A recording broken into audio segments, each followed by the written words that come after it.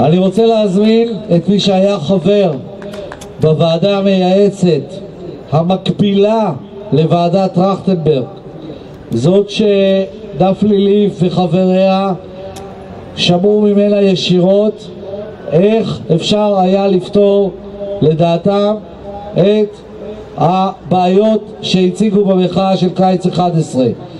קראו לוועדה הזאת ספיבק יונה. פרופסור יונה היה כאן והוא גם נאם בפעם הקודמת.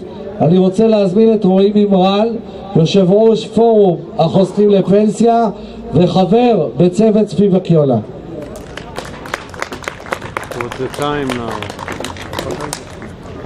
ערב טוב, תודה לכל מי שנשאר עד עכשיו ושמראה שחשוב לו להילחם על צדק חברתי. למי שלא יודע, פעם המדינה הייתה מבטיחה לעובדי המגזר הציבורי פנסיה תקציבית. לעובדי שאר המגזרים היו קרנות פנסיה ותיקות שהיו מבטיחים לכם בדיוק כמה תקבלו ואיך תקבלו. נכון, הייתם יודעים, על כל שנת עבודה, חיסכון, מקבלים 2% אחרי זה לפנסיה. אחרי מספיק שנים, 70%. היום אין דבר כזה יותר. היום הכספים שלכם נמצאים בשוק ההון. פעם המדינה הייתה נותנת 70% אג"ח מיועדות, שהמדינה מנהלת אותם בעצם לקרנות הפנסיה. היום רק 30%. 0% לביטוחי המנהלים ולקופות הגמל. מה שאומר שהכספים שלכם נמצאים בשוק ההון ומושקעים אצל הטייקונים ואצל אחרים, ומה שיהיה, זה מה שיהיה, בזה אתם תלויים. אם זה לא מספיק, חברות הביטוח ובתי השקעות גובות דמי ניהול. כשאנחנו התחלנו לפעול בנושא הזה לפני 4 שנים, גילינו שדמי הניהול לוקחים עד שליש וקצת יותר מכספי קופות הגמל וביטוחי המנהלים עד הפרישה. ניהלנו מאבק להפחתת דמי הניהול בקופות הגמל, ולפני 2 באמת הצלחנו להביא החלטה של הכנסת. היום זה לוקח רק רבע מהכספים ולא שליש. בסדר. אז קצת שיפרנו את המצב, אבל יש עוד הרבה על מה להילחם.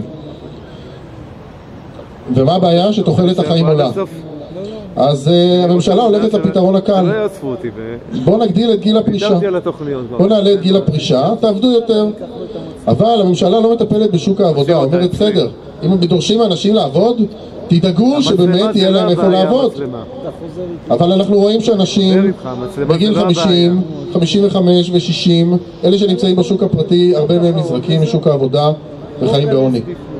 חלק מהם מקבלים דמי אבטלה, נגמרים דמי אבטלה, חלק זכאים להבטחת הכנסה, חלק לא, וזהו.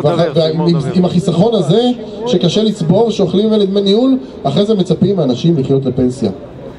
אז מה אנחנו מצפים? קודם כל שהממשלה תיקח אחריות על שוק העבודה, תדאג שגם למבוגרים יהיה איפה לעבוד.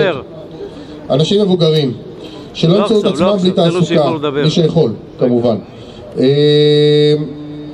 ואחרי זה שתיקח אחריות בצורה של הנפקת אגרות חוב מיועדות לקרנות הפנסיה, וגם לקופות הגמל וגם לביטוחי המנהלים, כדי שהכספים לא יהיו תלויים בשוק ההון, כדי שהכספים לא יהיו תלויים בגחמותיהם של טייקונים שמלווים להם את הכסף, ואולי יחזירו, אולי לא יחזירו. ראינו שחלק יחזירו, חלק יחזירו קצת, חלק יחזירו פחות, וחלק, היו גם כמה צדיקים שיחזירו הכל. אנחנו לא צריכים להיות תלויים רק באותם צדיקים.